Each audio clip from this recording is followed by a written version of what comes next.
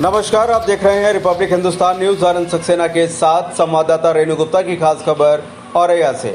5 अक्टूबर को जनपद औरैया में ऑक्सफोर्ड शिक्षा प्रसार संस्थान द्वारा संचालित Madhav happy old age home Anepur Auraiya में जिला विधिक सेवा प्राधिकरण औरैया द्वारा विधिक साक्षरता एवं जागरूकता शिविर का भव्य आयोजन किया गया, जिसमें जिला विधिक सेवा प्राधिकरण की सचिव स्वाति चंद्रा आश्रम में पहुंची।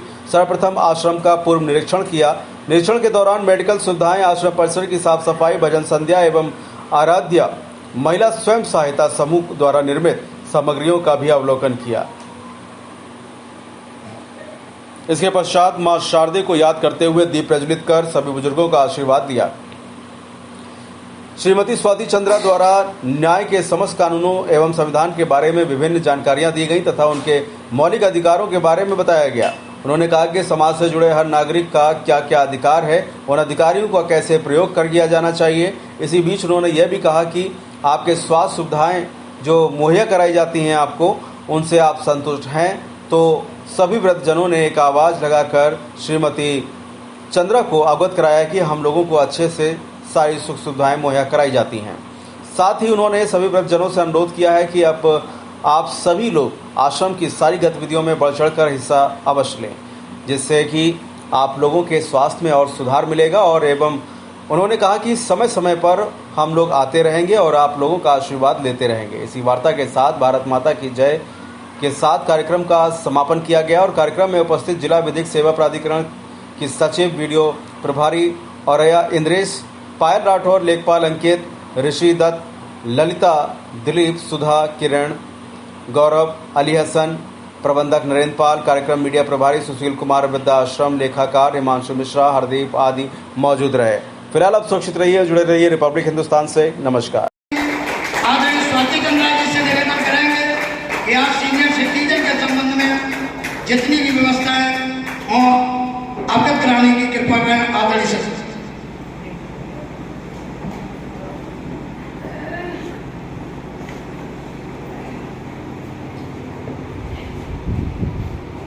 उच्चासीन सम्मानित अधिकारीगण, संस्था के संचालक महोदय, हमारे बीएमपी बंधुगण, कर्मचारीगण और मेरे प्यारे माताएं और बुजुर्ग पिता, आप सबको मेरा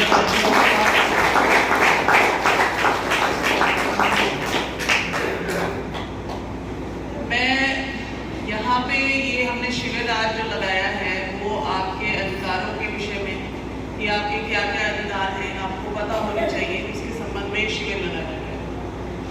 शिविर के इस मुख्य विषय से थोड़ा हटके मैं आप लोगों की से पूछना चाहूँगी कि अभी तो मैंने कुछ ही बुजुर्ग जनों को सुना यहाँ पे मंच पे, उनसे अलग हटके मैं बाकियों से भी पूछना चाहूँगी कि क्या यहाँ पे जो संचालक महोदय ने या जो आपके साथी जितने बुजुर्ग थे उन्होंने जो भी बताई है वो सभी व्यवस्थाएं आपको यहाँ मिलती हैं?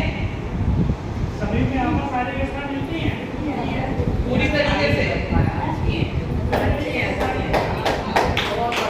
और ये बताइए, खाना वाना जो बनता है वो कौन बनाता है? वो बनाते हैं किचन वाले बनाते हैं। तो यहाँ पे आपका मेन्यू हर रोज बदलता है या क्या मतलब अब आपके दांतों की वजह से थोड़ा दलिया वलिया मिलता होगा, लेकिन मैं फिर भी ये कह रही हूँ कि कभी कभी मन होता है जैसे कुछ अच्छा खाने का, तो वो व्यवस्थाएं भी यहाँ है कि नहीं? बहुत अच्छी है, आगे के तो बीमार पड़ रहे हैं। माता जी आपको तो इन्होंने मना रखा है। मैं तो पीछे वाली माता जी से पूछूंगी, बताइए माता जी। अच्छा बनाया होगा, योगी जी ने अच्छा बनाया।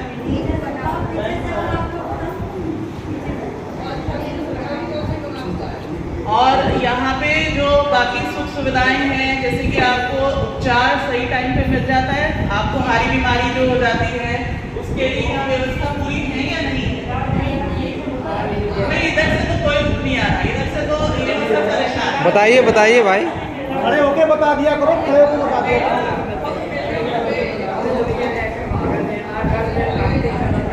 ये आप लाल साड़ी वाली, आपको मैं देख रही थी, आपकी जब बातें हो रही थी तो थोड़ी आपकी आंखें नम थी। आप अभी आई हैं? पीछे कितने दिन हो गए आपको आए? 3 महीने हो गए। 3 महीने हो गए। तो मैं समझती हूँ कि आपकी भी इसी प्रकार से कोई कहानी होगी जो आपको यहाँ आना पड़ा। लेकिन मैं यहाँ पे जितने भी वृद्धजन हैं उनसे सिर्फ इतना कहना चाहूँगी कि हम लोग एक्चुअली एक बात ये करते हैं कि अब हमारे जो बच्चे हैं, जो हमारी आगे आने वाली जनरेशन है, हम लोगों ने कुछ आप लोगों की स्थिति देख के या जो सुनने में आता है तो उस चीज़ को सोच करके थोड़ा सा हम लोगों ने अपना माइंड मेकअप करा है कि हमें भी बच्चों से कोई एक्सपेक्टेशन नहीं रहेगी, उम्मीदें कायम नहीं करनी है। क्योंकि उम्मीद जब कायम हो जाती है तो फिर जब वो उम्मीदें पूरी नहीं होती तो बड़ा दुख होता है।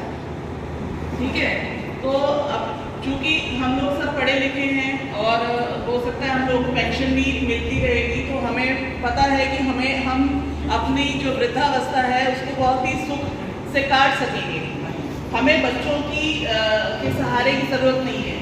और मैं आप लोगों से भी ये कहना चाहूँगी कि जब आप बच्चों को इतने से इतना कर सकते हैं तो स्वयं को तो पा ही लेंगे, है ना।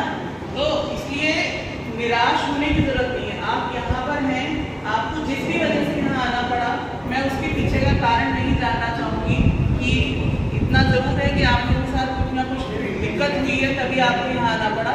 बस मैं इतना ये कहना चाहूँगी कि आप लोग जब आपस में यहाँ बैठते हैं तो अपना सुख दुख एक दूसरे से साझा करिए। और जो यहाँ पे वृद्धाश्रम में जो भी कार्य कराए जाते हैं, जो भी एक्टिविटीज़ होती हैं, उन सब में पूरा भाग लें। ठीक है, क्या होता है, हम लोग अपने ही दुख में ही परेशान हुए जाते हैं, घूमते चले जाते हैं, उसी को बार बार सोचते रहते हैं और कहीं ना कहीं हम बीमार पड़ते रहते हैं अंदर से। अब जब हम यहाँ आ गए हैं तो हम ये सोचें कि जब हम यहाँ आ ही गए हैं तो हमें अब सम्मान से आगे का जीवन बिताना है, तो क्यों ना हम यहाँ पे जो कार्य कराए जाने हैं उनमें पूरा योगदान दें। अपनी जो पेंशन हमें मिलती है उस पेंशन का लाभ लें, किसान सम्मान निधि योजना का भी लाभ लें।